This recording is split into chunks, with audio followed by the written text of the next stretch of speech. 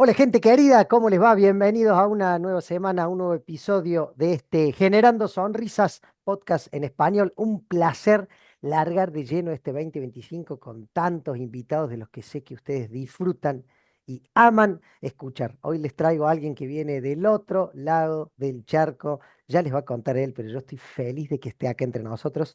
Ravi Ramoneda, Ravi para los amigos. Hola amigo querido, bienvenido a estos podcasts. Hola Ramiro, un placer inmenso. Saludos no solamente desde el otro charco, porque yo soy de Barcelona, sino que hoy te estoy saludando desde Praga, todavía más lejos, disfrutando de un frío auténtico. El frío auténtico, que está, la temperatura, me contabas hace un ratito que está frío en serio, ¿no? Ahí cuando salís. Ahí, del que Del- sabes que es Navidad, sí, sí. La de Santa Claus con los renos, solo falta verlos pasar por aquí, porque está bien fresquito, pero la verdad, muy hermosa ciudad, recomendada a todo el mundo. Ravi, querido, un placer tenerte. Hemos estado escribiéndonos por redes, cruzándonos. La idea siempre, la primera pregunta, o el primer disparador para toda la comunidad es, che, ¿quién viene siendo Ravi? ¿Quién está siendo hoy para los que no conocen, para los que recién se conectan y dicen, che, a ver, ¿de qué va a hablar el flaco este?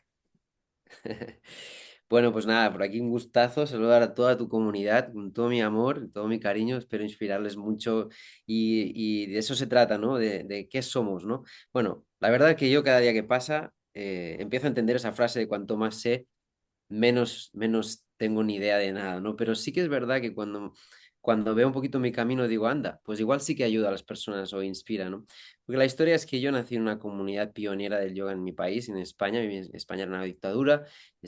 Franco murió en el año 75 y en el año 76, no años después, que empezaban a poder ocurrir cosas sin que te pegaran un tiro, por decir así. Entonces, bueno, mis padres fueron pioneros, ¿no? En empezar a compartir la meditación, el yoga clásico, Raja Yoga, Hatha Yoga, los yogas más clásicos de India, cuando todavía no había tantos apellidos del yoga. Y entonces pues mis padres se conocieron en una comunidad que fue como un pueblecillo que levantaron ahí piedra a piedra a 1000 metros de altura en la montaña, a una hora y media de Barcelona.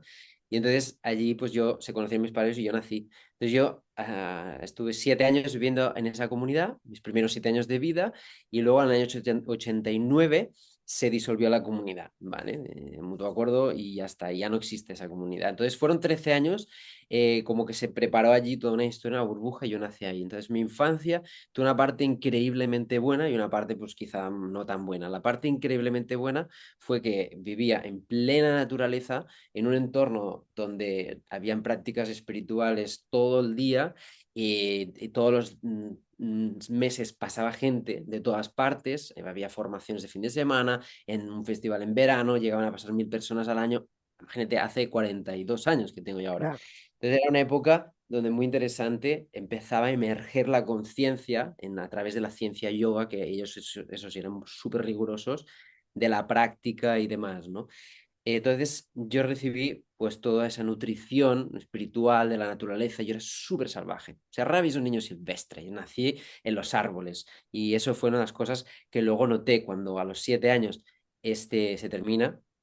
Eh, Solo decirte que como mucho mi parte un poco negativa allí era que nuestros padres también se rotaban. Entonces a veces yo necesitaba a mi mamá, a mi papá era chiquito y ellos estaban trabajando ahí con los cursos, lo que sea, y a mí me tenían que cuidar otras personas. Que la verdad que también tengo mucha suerte porque tengo más de un padre, ¿no?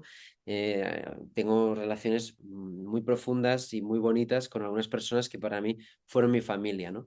La parte más traumática viene a los 7 años, ¿no? Cuando eso se termina y entonces se disuelve la comunidad y encima mis padres se separan. Entonces yo voy paso a la ciudad con mi madre y mi hermana, mis padres separados, todos mis amiguitos que eran como hermanitos porque crecimos juntos, nacimos juntos, también todos dispersos. Y la verdad que eso es un capítulo bastante dramático en mi Mm. infancia, ¿no? Porque ahí, claro, yo buscaba los árboles, o sea, yo iba por la ciudad caminando por la calle y de repente mi madre me buscaba y yo me había subido a un árbol, de estos que hay por la calle, ¿sabes? Yo me subía a los árboles. Entonces, era muy silvestre. Como hacías en tu infancia, claro. Vos estabas. Claro. Claro. Entonces, ahí sí que es verdad, bueno, que Mm. de alguna forma, de hecho, en el centro de yoga, nosotros crecimos en un centro de yoga porque la comunidad era como la nave nodriz y entonces iban abriendo ciudades, centros de yoga, donde la gente conocía el yoga y la meditación y entonces cuando querían profundizar se venían a la comunidad a hacer la formación. que tenían incluso una formación que duraba 9 meses viviendo allí, que esto apenas existe en el mundo. O sea, hoy en día incluso una formación de yoga que dura 9 meses viviendo allí. Esto si no lo encuentras en India es difícil de encontrar, porque, bueno, hay teacher trainings de 500 horas, de tal, pero no hay ese nivel de inmersión. Yo tuve la suerte de nacer y de mamar de la teta de mi madre los mantras, ¿no? Por ejemplo, y es algo que ya llegaremos luego, pero refiero, fueron muy pioneros en esto y fue increíble. Entonces, ellos tienen sus naves nodrides, perdón, ahí era la nave y tenían sus centros para captar esa gente que luego conocía más en profundidad el yoga. Y entonces, uno de ellos, que era el que mi abuela y, bueno, mi familia había invertido un poco para ayudar, pues correspondería a nuestra familia y en ese centro, en una ciudad que está cerca de Barcelona, se llama Sabadell, yo ahí pues crecí hasta los 20 años, ¿no? Y ahí pues fue como toda mi adolescencia tal, que seguí creciendo en un centro, porque yo cada día yo abría a la gente, yo ayudaba a mi madre con 7 8 9 años a recibir la gente, a tal, entonces todo el día estaba conectado con personas que venían a hacer estas prácticas o maestros que venían de estos lugares a dar sus masterclass, y entonces seguí mamando mucho de muchas disciplinas diferentes en torno a esta línea, ¿no? Y lo contás como si fuera lo común y es increíble, ¿no? Porque decís, hablaste de esto, de los padres, de derrotar los padres y hablaste de mamar los mantras desde que naces. Después el Rappi entra, como todos nosotros, yo tengo más o menos tu edad, digo, esa adolescencia, la crisis, la buscar nuestro propio camino. Bueno, está bien de dónde venimos, a dónde empezamos a ir. Y vos te desarrollás en Barcelona, en una ciudad convencional. ¿Ibas al cole? ¿Fuiste al colegio? Yo iba a un cole normal, iba a un cole normal y aparte cuando fui a la escuela en la ciudad, me cambié 3 veces de cole en un año y medio, más o menos. O sea, fue una puta locura. O sea, yo realmente, bueno, estoy bastante bien parado que he salido, pero esa fase fue muy complicada, muy difícil para mí. Pues realmente no tenía una estructura sólida ni en casa con mi madre, ni en la escuela. ¿Tenías relación Eh, con tu padre? Sí, siempre tuve una relación, siempre, pero estaba ausente. Mi padre se fue a 300 kilómetros de donde yo vivía, entonces lo veía poco. Entonces, en esa época sí que es verdad que, bueno, que me faltó padre, digamos, ¿no? Me tuve que construir a mí mismo. Años después, ¿no? Bueno, sí, mi adolescencia, sobre todo pues adolescencia, ¿no? Desde mi mayoría de edad, yo recuerdo por ahí mis 18 tal, ahí empecé un proceso con mi padre súper interesante. Él es un hombre sabio también, aunque tuvo sus dificultades en esa época, también o sea, yo me pongo en el lugar de mi padre y mi madre y digo, joder, tú construyes una vida, ¿no? En torno a un lugar donde tú ya también te has separado del sistema y has conseguido convertir eso que nadie creía en eso, que todo eran oposiciones, a levantar un pueblo, que subir agua en un embalse gigante que crearon, a tener tu vaca para crear tu queso, tu huerto, tu revista para quedarte a conocer, o sea, montaron, fue un movimiento social lo que lograron, para mí es admirable, ¿no? Pero obviamente ellos, después de invertir toda su vida en eso, cuando eso se disuelve, vuelve a la vida, digamos, bueno, a Sí. buscarte a la vida, ¿no?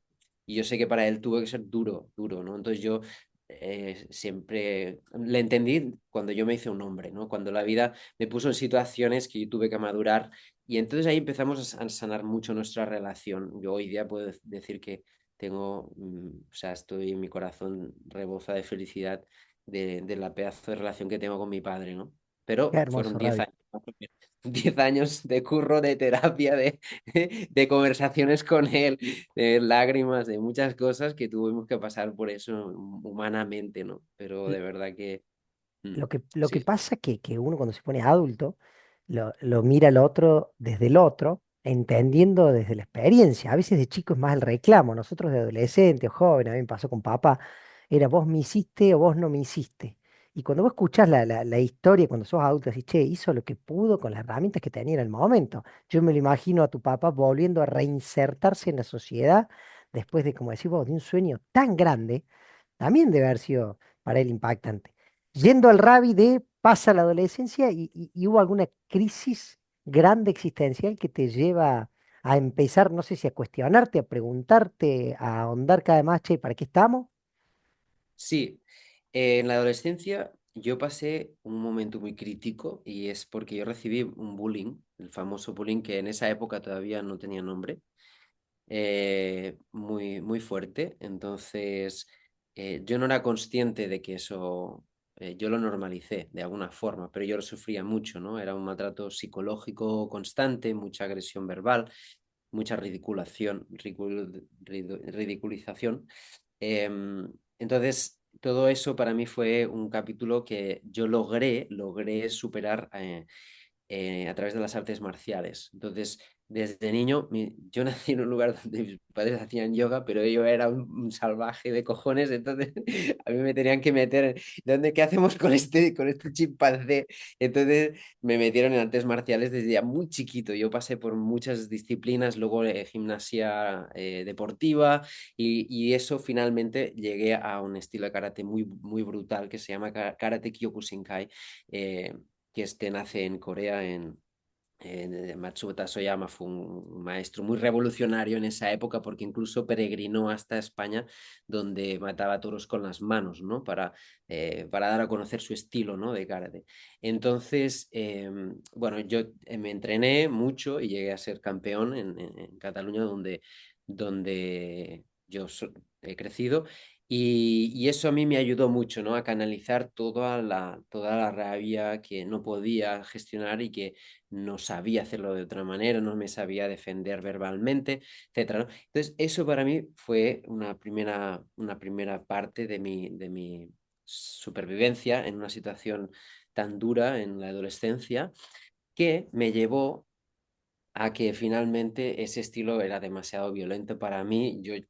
Ok, de hecho yo cada vez que entraba en un ring, a un combate, pensaba, ¿cómo coño he llegado aquí? O sea, ¿en qué momento me estoy metiendo de hostias con una persona aquí?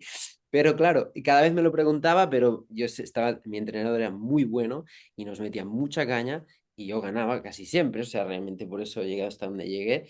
Lo que pasa que luego me quisieron preparar para otro nivel que era todavía más violento y ahí yo dije, mira, esto no es para mí. O sea, me gusta mucho el arte y me gusta mucho tener la disciplina, pero no me gusta hacerme reventarme, la verdad, no sé. Entonces, entonces en ese momento fue cuando empecé a buscar alternativas a través de las artes marciales. Y eso me llevó al Kung Fu, que me llevó al Tai Chi y al Qigong, las prácticas internas. Y entonces ahí fue donde empieza un momento muy importante de mi crecimiento espiritual, porque terminé estudiando la carrera de medicina tradicional china 6 años entera y estudié también con algunos grandes maestros taoístas como Mantak Chia, ¿no? Que enseña las artes milenarias del Tao, la alquimia sexual taoísta, la fusión de los 5 elementos, los sonidos curativos, prácticas que eran como mucho más ocultas, mucho más profundas y no tan conocidas, ¿no? Claro. Aquí en Occidente. Entonces eso fue para mí un antes y un después, donde empecé a cultivar mucho más mi energía y no solamente el cuerpo físico, sino más mi energía y aprender a cómo movilizar toda la energía de mi cuerpo, cómo usarla para sanar, bueno, para movilizar la vida, al fin y al cabo, ¿no? Todo es energía. Ravi, ¿y la música iba de la mano en esa época? ¿Adolescencia, principio de la juventud? No. Sí, sí, exacto. Esto sería como toda una parte de mi vida, donde también hay una parte de profesionalidad, porque al final también empecé a trabajar como terapeuta, pero paralelamente mi vida era la música como un hobby, ¿no? Sobre todo al principio. Y yo siempre de hecho, siempre digo que mi padre nunca me abandonó, ¿no? Porque en realidad me dejó su banjo, él tenía un instrumento, un banjo, ¿no? Y Ah, entonces él me dio, cuando a los 7 años se separa la comunidad, esto para mí, luego lo entendí con los años, digo, madre mía, qué poesía hay en ello, porque él en ese momento me regala su instrumento, que era el banjo, ¿no? Que posteriormente, 20 años después, le regalaría yo uno a él, ¿no? Pero en ese momento me enseñó los 3 primeros acordes, ¿no? Es decir, me dio el instrumento y me enseñó a tocarlo y me dejó ahí. Entonces, yo desde los 7 años, ¿vale? Para mí esos momentos donde yo no sabía qué hacer con mis emociones o mi soledad, pues yo tocaba el instrumento y me inventaba mis cosas, ¿no? Eso ya fue para mí, la música siempre estuvo en mi vida, ¿no? Aparte que cuando vivíamos en la comunidad nos hacían cosas de arte, talleres de teatro y de música y de todo, ¿no? Entonces, siempre recibí bueno, una formación así más altruista, no tan académica, pero siempre estuvo la música en mi vida. Entonces, paralelamente, como tenía mucho que ver con los mantras y todo eso, eso sí que me llevó a estudiar la música de India. Y de hecho, bueno, yo tuve una de las personas que me impactó mucho, fue cuando vino, hay una santa que se llama Mata Amritananda Mai, más conocida como Ama, y es una mujer hindú que transmite el amor incondicional, está iluminada y lo hace con un abrazo. Y ya, de hecho, hay una película de ella que se llama Darshan, muy recomendada, y para ver el milagro de esta señora en el mundo, ¿no? Como lo que ha hecho ella realmente de transmitir ese amor y esa conciencia. Entonces yo viajé a... Tuve la suerte de conocerla en Barcelona. Ella vino, yo tenía 15, 16 años, estaba también pasando mis primeros males de amor, estaba pasando toda mi historia, entré un poco en las drogas. Fue esa etapa donde yo estaba un poco entre todo lo que había habido en la adolescencia, pero todavía no había encontrado mi lugar y eso, esa falta de esos ritos de paso, ¿no? En los hombres que hoy en día, por desgracia, no en nuestras sociedades no está hecha. Yo tuve la suerte de que viene esta mujer y traía a sus maestros, todos los swamis, los maestros con la música, por horas, noches enteras, cantando los mantras, con las músicas. Y al final tú ya el cansancio te empieza como a poder, pero sigues cantando y empiezas a entrar en otros estados de conciencia, ¿no? Y eso lo viví desde, imagínate, desde muy joven, ¿no? De 15, 16, 17, 18 años. Desde que ella vino por primera vez, que sentí como mi corazón me rescataba realmente de mi sufrimiento. Cada año que venía yo me pasaba esos días que estaba ella allí. Y luego, fueron 20 años, imagínate, pero sobre todo los primeros 2 3 4 5 años fueron muy importantes porque paralelamente empecé a estudiar música de India, ¿no? Sobre todo la percusión. Y eso me llevó a viajar finalmente a India para seguir estudiando allí la música, ¿no? Paralelamente me llegaron mis maestros. Esta mujer fue como un regalo para mí en mi Mm. camino, pero no fue como el gurú que yo luego elegiría, como mi maestro donde yo reconocí contigo yo quiero profundizar en mi camino. Entonces, ese fue el viaje para mí, cuando finalmente convergen ambas cosas. Entonces yo me fui a India para conocer a mis maestros porque habían llegado unos amigos de ahí y les vi la transformación y dije, wow, y aparte transmitían una energía, podían hacer unas transmisiones de energía divina, de conciencia, y yo, bueno, pues o sea, lo quería poder transmitir eso también y la única forma que había de iniciarte era yendo a India, ¿no?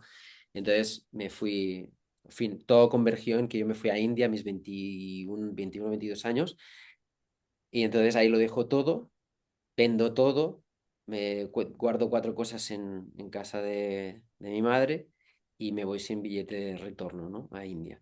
Entonces lo primero que hice fue irme directamente a formar con estos maestros y luego ya me fui a estudiar percusión, música hindú al norte, ¿no?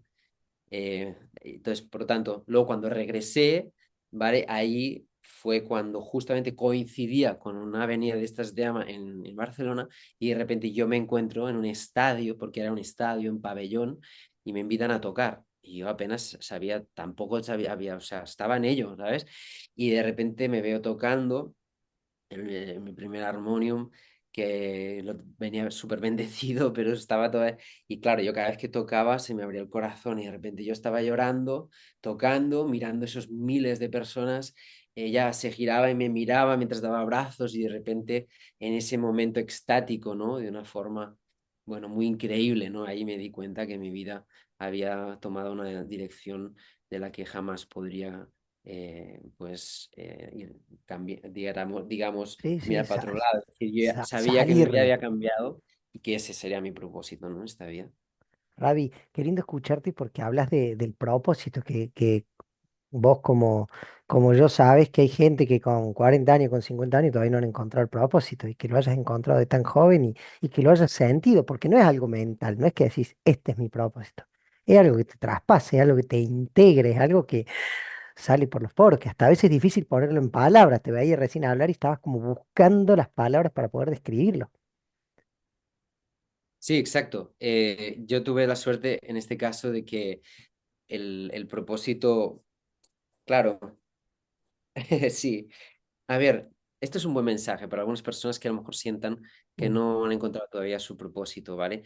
Olvídate del propósito, o sea, olvídate del propósito. Esa mierda te va a reventar por dentro y te va a hacer perder de lo más importante, que es lo único que realmente poseemos, y ni eso, y es el presente. Entonces, perdemos la vida proyectándonos hacia el futuro o arrepintiéndonos o culpándonos del pasado, ¿no? Y el presente es lo único que realmente es tangible y nos pertenece en ese instante, que encima es móvil, a cada segundo ya no es el anterior, ¿no? Entonces, yo creo que las personas que sienten que no están en su propósito y demás, lo primero que tienen que hacer es revisar su mundo interno, observarse y escucharse, por un instante parar y darse cuenta como somos un río, que el agua fluye y que nunca es la misma agua, aunque aparentemente se quede en el mismo sitio. Entonces, cuando empezamos a poder observar, también empezamos a dejar de retener. Empezamos a dejar a que no sea, a no obstaculizar la vida dentro de nosotros. Y eso es un cambio de paradigma. Cuando empiezas a hacer ese giro y permites que te atraviese la vida propiamente, que en ese instante está sucediendo, ves que hay algo fundamental por encima de todo, y es el amor.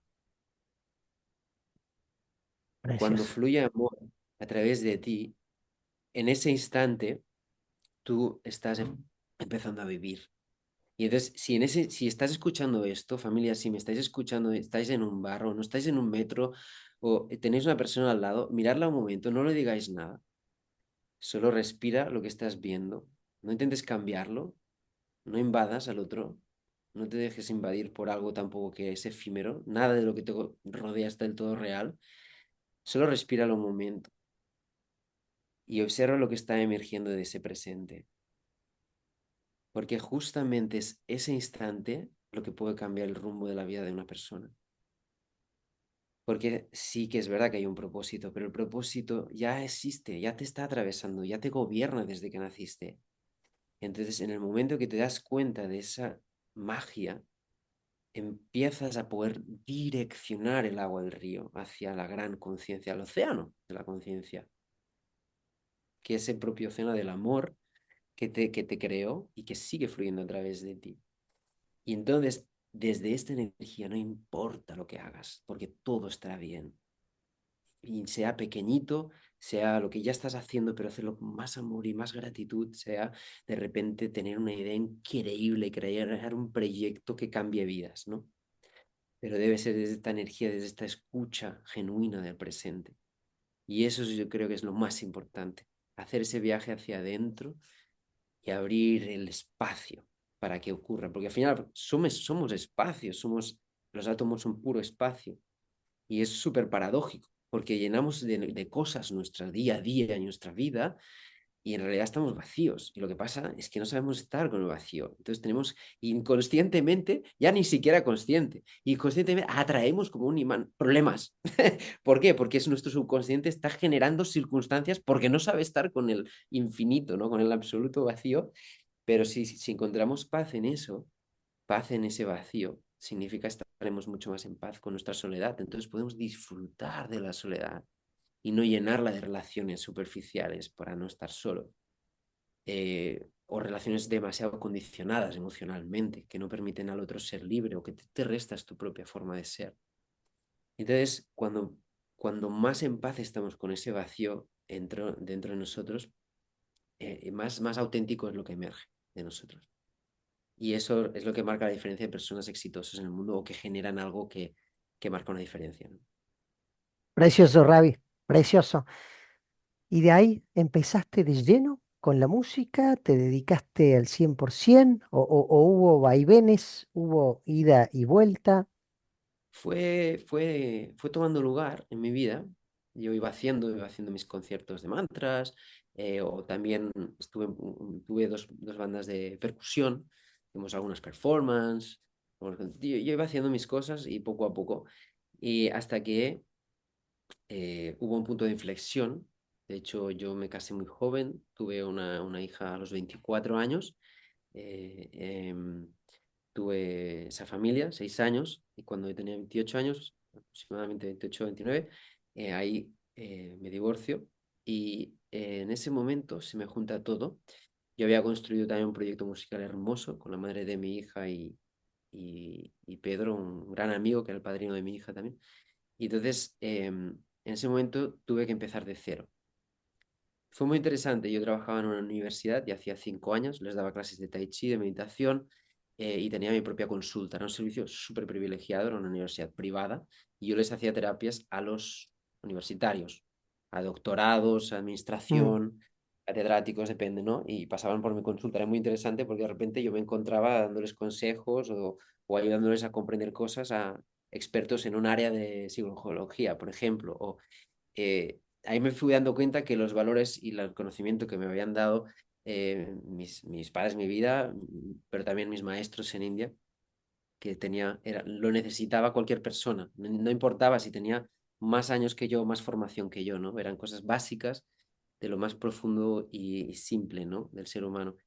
Y en ese sentido, bueno, ¿qué pasó? Cuando yo tuve ese crash, o sea, esa ruptura de mi núcleo familiar, etcétera, de mi pareja, etcétera, entonces paralelamente hubo una crisis, la del 2008, me parece que fue. La mundial, sí, sí, sí. Sí, esa tal. Pero yo ahora estoy hablando más del 2011, 12 por ahí, creo que fue cuando tal. Pero bueno, ya venía todo ese periodo, ¿no? Donde empezaron a haber recortadas, no sé qué tal, todo esto tal, que mi servicio lo eliminaron en la universidad y me daban sueldo base total para lo que yo podía ir haciendo. Yo no me había obligado a cobrar como músico todavía. Y en ese momento tuve que tomar una decisión, ¿no? O me monto mi consulta y me sigo dedicando a esto, o me lanzo de cabeza con la música y vivo de ello, ¿no? Y ahí empieza realmente, pues ya han pasado pues, 12 años de ese proceso, ¿no? Más o menos. Entonces ahí sí, y ahí fue muy, muy duro, la verdad, no fue nada fácil. Todo lo que representó para mí empezar de cero, eh, ese camino y construirme yo mí mismo hasta hacerme un lugar y convertirme, pues hoy en día soy referente en mi país y bastante conocido en algunos países del mundo, pero sobre todo en esa época era como que si yo casi ni existiera, ¿no? Y de ahí empezar tocaba en todos los sitios, de cualquier lugar que me llamaban, yo iba, me agarraba mi instrumento y me daba igual. Y así a tope, o sea, acción masiva, comprometidísimo, eh, y las he visto de todos colores. O sea. Mm. El Ravi de hoy, si le tuviera que decir algo al Ravi adolescente que sufría bullying, que no encontraba el norte, a estos chicos que hoy también te pueden escuchar o van a llegar a escucharte, o esos papás que te escuchan y que resonaron con esa parte, ¿no? Hay dos mensajes, ¿no? Yo a los papás les diría uno y a los chicos les diría otro, ¿no? A los papás les diría que por favor se revisen ellos, que son su propia proyección. Y de hecho hay un libro que se llama La Ley del Espejo, por favor, léanse ese libro, es de un japonés, no me acuerdo cómo se llama, pero es muy famoso. Es un libro chiquitín, te lo lees en un transporte, o sea, nada, pero te da es impresionante, impactante y rotundamente clarificador de que lo que viven los hijos es realmente el mundo subconsciente de los padres. Así que si tu hijo o tu hija vive esa situación y eres padre o madre, entonces haz el viaje tú de trabajar tu mundo interno por qué el niño está pasando esa situación. Si tú sanas tu relación con tu padre o con tu madre o con algún evento traumático que hayas podido vivir, inmediatamente tu hijo va a vivir las consecuencias positivamente, ¿no? Las constelaciones familiares, esto se ve con mucha claridad. Entonces, eso de un lado, ¿no? También les diría, pues, eso, ¿no? A no sobreprotegerles, sino ayudarles a fortalecerse internamente. Y bueno, pues eso ya es todo un viaje, ¿no? Cómo Sí, hacerse ni hablar. respetar, pero obviamente respetándose a sí mismos, no convirtiéndose en verdugo para superar el anterior verdugo, sino en fortalecer su amor propio, ¿no? Su autoestima, ¿no? Ser fuertemente, internamente poderosos para que todo ese estímulo que viene de fuera no condicione la realidad de dentro, que es que eres maravilloso, perfecto tal y como eres, ¿no? Entonces, bueno, y a los chicos les diría básicamente también eso, y les enseñaría mi historia, les diría, mirar, mirar. Ahora lo entiendo, porque el día que yo me siento en un escenario y 1.500 personas han venido a ver a Ravi Ram, en el Palau de la Música Barcelona, Patrimonio de la Humanidad, lugar donde jamás nadie, nunca en toda la historia había metido la música espiritual que yo hago en el mundo, los mantras, el gospel, todo eso allí de esta manera combinada como yo lo hago, tan auténtica y simple en mi manera. En ese momento en que yo me siento ahí, toda esa multitud, ¿no? Me reciben con tanto cariño, entendí que mi campo electromagnético siempre fue ese, solo que maduró con los años, ¿no? Y que esas personas que habían a mi alrededor no sabían gestionar mi energía, porque yo no les decía nada y sin embargo tenían que disparar en contra de mí. ¿Por qué? Porque les removía por dentro y no sabían cómo gestionar lo que yo les movía por dentro. Entonces, en el momento que yo entiendo que mi campo electromagnético es un regalo para la humanidad, entonces en ese momento yo iría y le diría, tranquilo, ¿no? Ten compasión con ellos. Ellos simplemente no saben gestionarlo, ¿no? Y, y deja que que el amor que tú eres, ¿no? Les vaya sanando en la medida que ellos van liberando, van operando de esta manera, que sea una liberación para ellos, ¿no? No alimentes ese dragón y tú sí alimenta el tuyo, ¿no? Para que llegará un día que te harán cosquillas, ¿no? Porque tu dragón habrá crecido inmensamente. Ravi, recién cuando hablas del Palacio, a mí me pasó cuando te vi en vivo, que en lo personal disfruté muchísimo, muchísimo tu música, esa conexión, ese ida y vuelta. Hay una pregunta que les suelo hacer a referentes que han crecido en su parte profesional, como es el caso tuyo. ¿En algún Ujú. momento el personaje de Ravi Ramoneda, de Ravi Ram, se separa de la persona? ¿Hay como un personaje en el escenario y vos sos otro por detrás? O la pregunta es más amplia, es, ¿eso se fusiona? ¿Eso fluye? ¿En algún momento te has encontrado como en esa crisis de, che, yo soy esto acá, pero acá abajo soy otra cosa y a veces me buscan por lo que soy ahí arriba? ¿Se entiende a dónde va la pregunta? Sí, pero eh, si la puedes formular un poquito más. Si, si esto tan genuino que te escucho, yo te veía, por ejemplo, me pasó en tu escenario los acordes, acordes simples, eh, la repetición del acorde va haciendo que crezca esto con el público.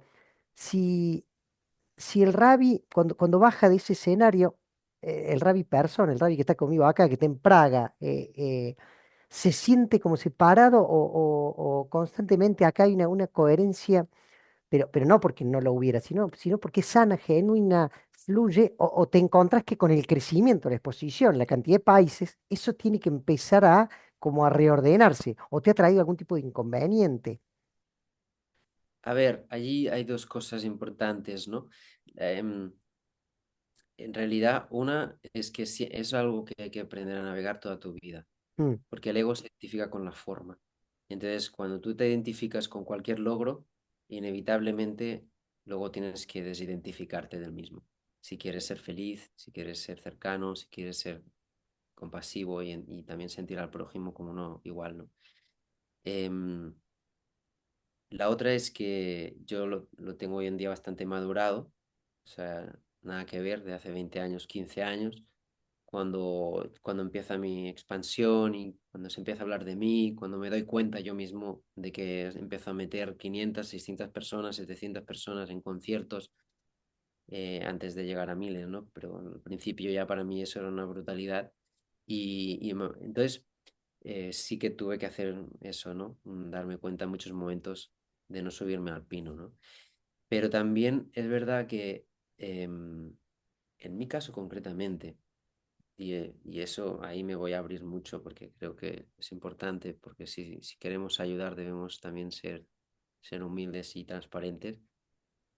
Yo creo que concretamente caí en un ego espiritual muy concreto y es, fíjate, eh, y es justamente la propia música que yo hacía, que se suponía que era espiritual o, ¿sabes? Es decir, algunas veces lo he expresado como que yo me refugiaba en un escudo de mantras, ¿no? Es decir, al final, ¿sabes? Y hasta que un día me di cuenta. Y de hecho, toda esta progresión hasta la he vivido físicamente, ¿no? Físicamente porque en realidad, fíjate que yo estuve más de 15 años tocando en el suelo. La música hindú se toca mucho sentado con las piernas cruzadas. Luego me empezaron a doler las rodillas. Bueno, es que básicamente me rompí un menisco y entonces eso ya empezó un proceso de como 3 o 4 años, donde pues ya tuve que cambiar la postura, entonces ya me sentaba en silla o en, bueno, en taburete o algo, ¿no? Pero es que esto siguió evolucionando, ¿no? Y me pasó algo hace un par de años en una prueba de sonido donde me habían puesto un micro alto y entonces yo pedí una silla para apoyar mi rodilla y hacer la prueba.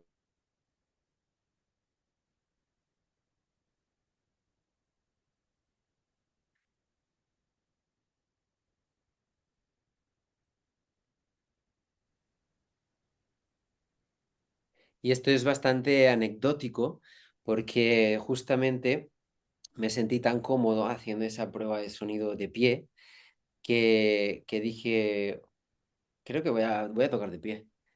Y todos, ¿cómo? Digo, sí, digo, ¿alguien tiene una cuerda para colgarme la guitarra? Y justamente un amigo tenía una. Y me colgué la guitarra y hice todo el concierto de pie. Claro, de pie, salté, bailé, me moví por el escenario, o sea, fue un cambio de paradigma total. A alguien que todo el mundo había identificado siempre como ahí sentadito, como el buen chico, ¿no? Como ¿no? Casi hasta monje. Algunas personas se pensaban que yo era medio monje, ¿no? Entonces, que eso es algo muy paradójico, ¿no? Que la espiritualidad hoy en día está muy mal entendida en algunas áreas y creo que debemos romper ya ese paradigma. Todos debemos cultivar el espíritu, es algo fundamental para la integridad de las personas y su felicidad real y auténtica. ¿Vale? Pero tú puedes tener tu vida normal humana, solo que vas desarrollando conciencia y te vas dando cuenta de que, bueno, causa-consecuencia la ley del karma, ni bueno ni malo. Todo tiene unas consecuencias y vas aprendiendo a través de ellas. Pero lo demás es mente que juzga y mente dual que separa. Y creo que eso debe ir muriendo.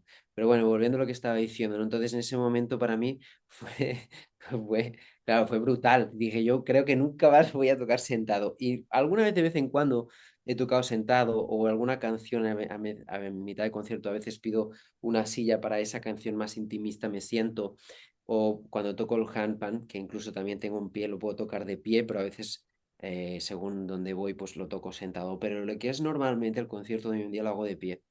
Y ha cambiado completamente y ahora me siento mucho más cómodo. Y entonces estoy haciendo un concepto de pop rock mantras súper moderno, donde se arma una fiesta, donde estoy tocando en festivales para saltar, bailar con percusiones electrónicas, con un show. Es todo un show realmente ahora mismo ya el concierto que hago. Y a mí me encanta, ¿sabes? Me encanta la evolución que ha hecho, cómo se ha humanizado tanto, ¿no? Algo tan divino y de una forma tan auténtica y espontánea, ¿no? Entonces, eh, Qué ese hermoso. sería un poquito el viaje, ¿no? Y Ravi, el Ravi de hoy, hacia, ¿cuál es el techo? ¿Cuál es, a dónde está yendo? Porque como decías vos, pasaste de decenas a centenas de miles de personas y son, ¿o qué es lo que más estás disfrutando hacer? ¿Es el recital? ¿Es los viajes? ¿Es conocer gente nueva? ¿Es la transformación que vive la gente dentro de tu show? Claro, hay dos cosas. Yo disfruto mucho, también tomando el hilo conductor este que estábamos diciendo de como Mm, ese ego espiritual o esos miedos que yo me refugié en el personaje y todo eso, la vida me lo destruyó completamente, que no fue fácil, pero fue profundamente liberador. Y hoy en día, pues yo me siento que disfrutar es la palabra, ¿no? Entonces yo disfruto mucho en un escenario, para mí es lo que me mueve más, todos los preparativos, o sea, todo es para llegar a ese momento, ¿no? Y ver las personas cómo entran en ese estado de transformación y de mm. dicha auténtica, ¿no? Genuina, donde celebran, donde se vuelven locos sin tomar ni gota de nada, ¿no? Y donde es muy real lo que están viviendo y al final lloran y se abrazan y para mí es un ritual, cada concierto es una fiesta auténtica donde es todo muy de verdad, nada forzado, nada obligado, nada que si no tomas no te lo pasas bien y si alguien toma no pasa nada, nadie le va a juzgar. Es todo un punto medio donde creo que está basado en la libertad. Para mí eso es lo primero. Entonces yo creo que si me preguntas a mí, mi felicidad obviamente son los escenarios, todo el viaje de preparar un show también es increíble. Estamos preparando ahora una gira a España y una gira mundial para este de 2025. Entonces, bueno, todo lo que es eso a mí me hace muy feliz, me llena mucho, pero sobre todo, como tú bien dices, ver la respuesta de las personas es mi combustible, ¿no? Ver cuando te agradecen, te abrazan llorando y te dicen gracias, ¿no? Y te le da mucho sentido a todo un camino, ¿no? De vida, de mucho compromiso conmigo mismo, con mi verdad, que muchas veces nadie me ha entendido, ¿sabes? No he sido entendido, no he sido tampoco integrado, ¿no? En colectivos, no he entrado en ciertos circuitos de música a veces tampoco donde yo quería entrar y no había manera. Y luego todo esto me ha llevado a un lugar que siento que es, vale, vale, era este, ¿no? Era aquí, ¿no? Y entonces esto de un lado, el otro lado también es que yo tengo un compromiso conmigo mismo, con ayudar a las personas a hacer un viaje más profundo. Y este año ha nacido mi academia. Yo vengo dando masterclass, colaborando en teachers training internacionales, haciendo talleres, retiros internacionales también en todo el mundo. He hecho inmersiones de mucho tipo, ¿no? Pero nunca le había dado como una forma y una continuidad. Y un viaje que además se puede hacer online desde cualquier lugar del mundo, ¿no? Y este año he parido la Academia Ravi Ram, ¿no? Que es como mi gran hijo de este año. Y entonces también estoy muy comprometido, ¿no? Con las personas que entran, les acompaño en un proceso de transformación a través del mantra, de la meditación, de técnicas avanzadas, de todo lo que yo he aprendido de todos estos linajes, de todas estas herramientas de X-Men que, bueno, la vida y grandes seres me han ido entrenando, ¿no? Y iniciando para poder yo también ser facilitador y tener su bendición y sus acreditaciones. Entonces, todo en su combinación también se ha convertido en algo muy explosivo, muy transformador. Entonces, para mí eso también me da, en su combinación, siento que estoy haciendo algo que a mí me hace disfrutar enormemente, que es estar en los escenarios y que estoy cumpliendo con mi Dharma y mi compromiso con la humanidad también a través de esta academia, estas inmersiones donde las personas ya van más profundo, sanan cosas muy profundas y conquistan su propia maestría, ¿no? Para poder ser maestras de su propia vida, maestros de su propio camino, que ese es, yo siento en esta nueva era que ahora viene, esa es la clave, ¿no? Que tú tengas los recursos y que hayas entendido que la autorresponsabilidad es el camino, ¿no? De la libertad, ¿no? Dejar de culpar a los demás, empoderarte, tomar la responsabilidad y perdonar, sobre todo profundizar mucho en el perdón también, ¿no? Que es nuestra propia prisión, porque hasta que no perdonamos no nos liberamos y si esperamos que el otro cambie, aprenda y no sé qué, lo llevamos claro. Al fin y al cabo, el perdón tiene que ver con soltar la carga, ¿no? Y elegir el camino de la felicidad, de la plenitud, del sí a la vida, ¿no? Que es una cosa que suena muy fácil, pero es muy difícil, porque cuando te han hecho daño de verdad, es lo más difícil es perdonarlo. Es casi, casi que nacemos con una trampa en nuestro interior. Yo a veces lo digo así, o sea, un pez no puede volar y un pájaro no puede nadar y el ser humano no puede perdonar. Entonces, es casi, casi tan difícil como eso, ¿no? Entonces, ¿qué significa? Bueno, significa que si el perdón sucediera de forma natural y todos tendríamos 3 años el resto de nuestra vida, cosa que nos pasa, lo lloramos, lo reímos, inmediatamente después somos felices a cada instante. Pero esto no va así, toda nuestra vida se va construyendo, nuestros rangos de personalidad van tomando forma y nos endurecemos en la medida que aprendemos a batallar en la selva de la vida y entonces, en muchos casos, queda muy oculto el lugar donde está el botón de liberar ese daño que nos han hecho o de esa situación que hemos vivido.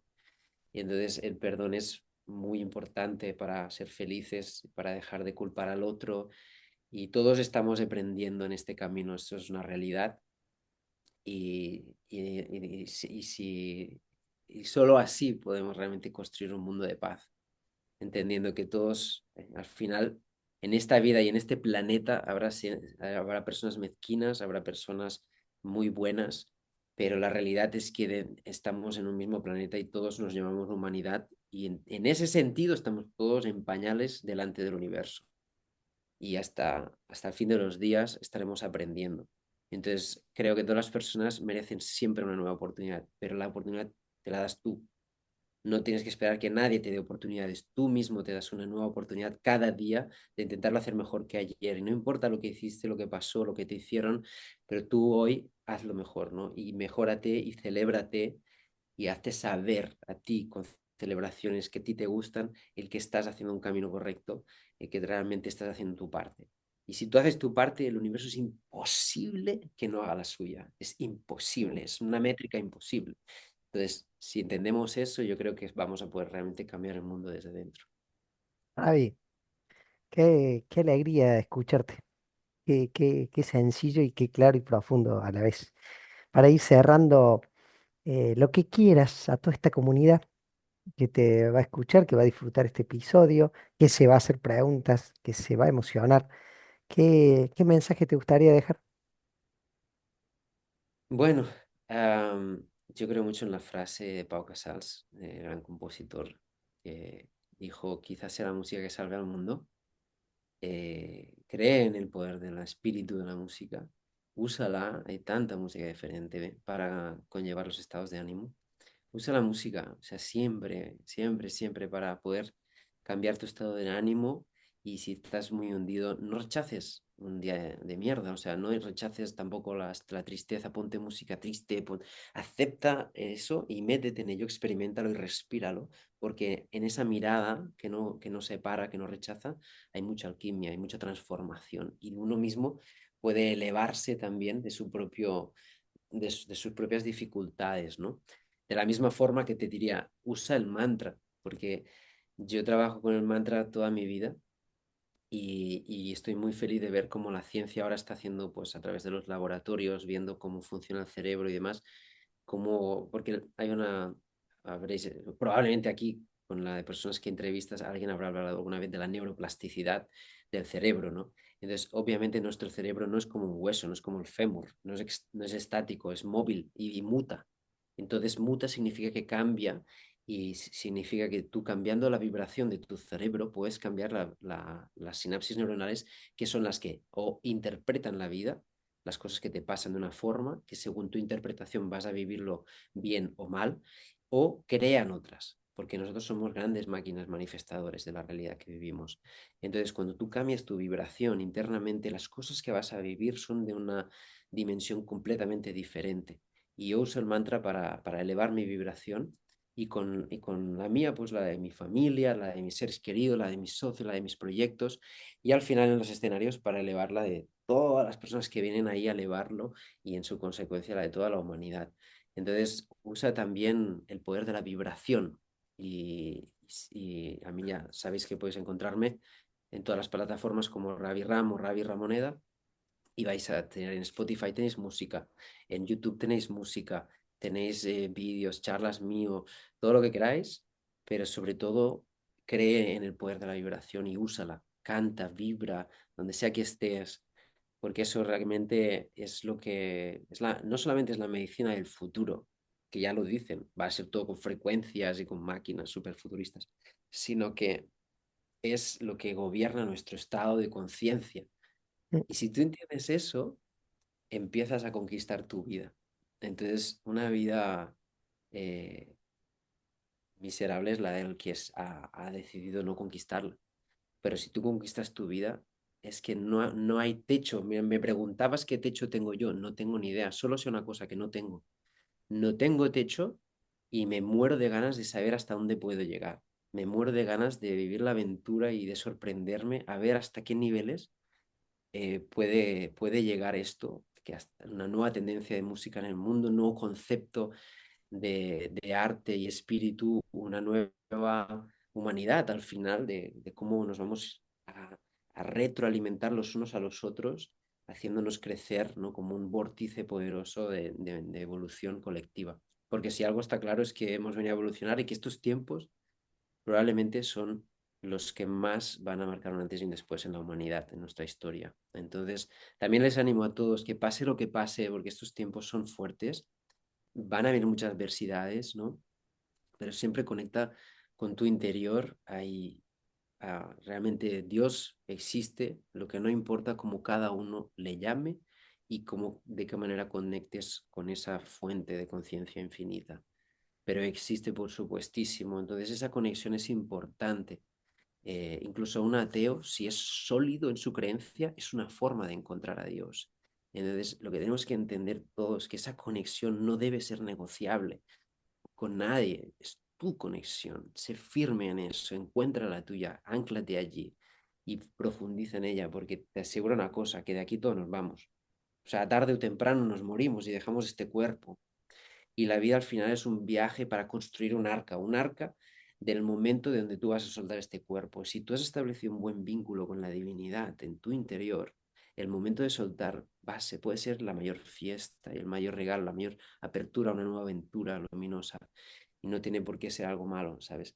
Entonces, yo creo que entendiendo que ese es el viaje de la vida, podemos no solamente llenar de belleza nuestro presente y nuestra vida del día a día, sino que encima nos encaminamos al mayor propósito, que es evolucionar conscientemente, finalmente soltar este cuerpo, ¿no? Así que bueno, espero haberles inspirado con estas palabras y confíen en cada uno de ustedes, porque el ser humano, yo tengo una frase última que dice, si yo puedo, todos podemos.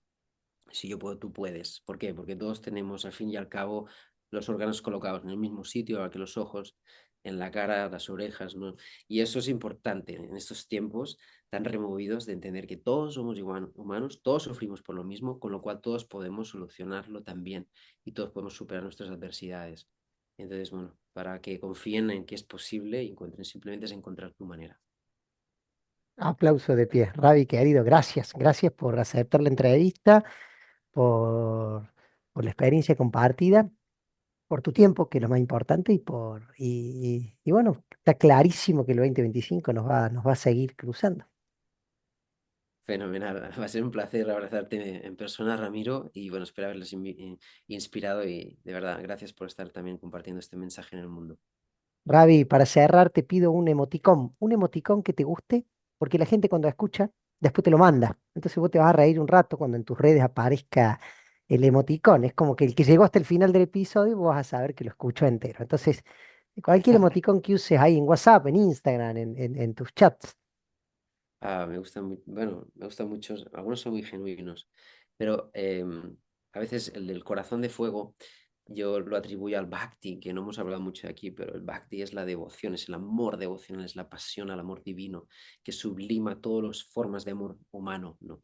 Entonces, cuando entendemos que amar a Dios es la mayor expresión del amor que podemos vivir en nuestro corazón y que va a nutrir todas las formas de amor de nuestra vida, quien nutre esa conexión interna puede dar amor en todas sus relaciones incansablemente, porque no está mendigando amor y ni pidiendo nada a cambio, sino que reboza de una fuente propia, ¿no? Entonces, si quieren poner ese corazón con fuego, significa que están dispuestos también a cultivar ese amor dentro de su corazón para compartirlo con el mundo. Sos un crack. Pasó, Ravi Ramoneda, si algo de lo que te compartió, algo de lo que estuvimos conversando te llegó, te movilizó, nosotros dos nos damos más que satisfechos. Ramiro Buteler, mi nombre, desde Córdoba, Argentina, para todo el mundo. Ya saben que amo hacer estas entrevistas. Nos vemos la semana que viene. Chao, chao.